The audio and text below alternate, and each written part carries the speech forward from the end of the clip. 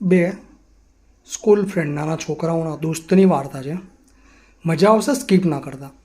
બે નાના છોકરા હોય છે, 7મા 8મામાં ભણતા. એક ગામમાં જોડે જોડે જ રહેતા હોય છે. એકદમ ખાસ ગાઢ મિત્ર. જોડે જોડે ઘર, જોડે સ્કૂલે જવાનું, જોડે ટ્યુશન જવાનું, ડેલી જોડે જ્યાં જાય બધા આખો દિવસ એ લોકો જોડે જ રહે. લંચ બોક્સ જોડે શેર કરે, જમવાનું જોડે જમે, બધું કુમાં એક જિસ્મ દો જાન જેવી દોસ્તી હોય છે એ લોકોની. મસ્ત દોસ્તી પસાર થતી હોય છે. એક દિવસની વાત એવી છે, એક છોકરો બીમાર પડે છે. છોકરો બીમાર પડે છે અને એટલો બધો બીમાર પડે છે કે મરી જાય છે. મરી જાય છે એટલે બીજો એનો જે ફ્રેન્ડ હોય છે ને, બહુ જ આઘાત લાગે છે.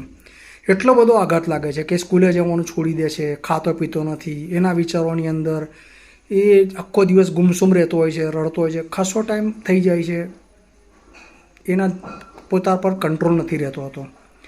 એના મમ્મી પપ્પા જબરજસ્તીથી એના સ્કૂલ મોકલે છે. સ્કૂલમાં જાય પણ ભણે ના, ગણે ના, ખાય ના, પીવે ના, એની શરીરની કાળજી ના રાખે, એના મનની કાળજી ના રાખે.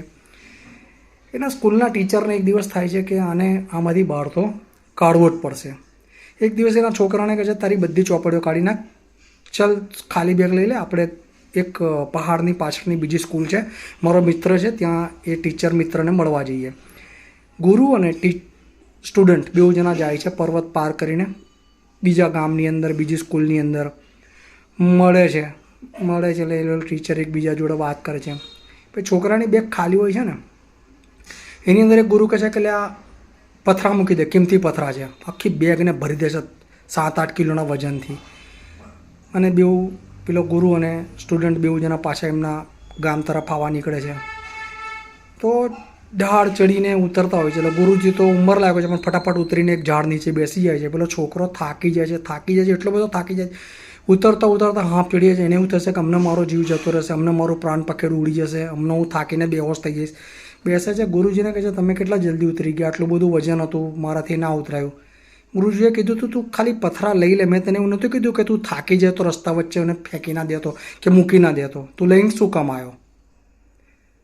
છોકરો કંઈ સમજતો નથી. એનું કહેવાનું રીઝન શું છે કે બેટા, જિંદગીમાં જે બી લઈને તું તારા મગજની અંદર તારા પાસ્ટ લઈને ફર્યા કરે છે ને, એના બહારથી તારું શરીર, તારું મન, તારું મગજ બધું જ ખરાબ થાય છે.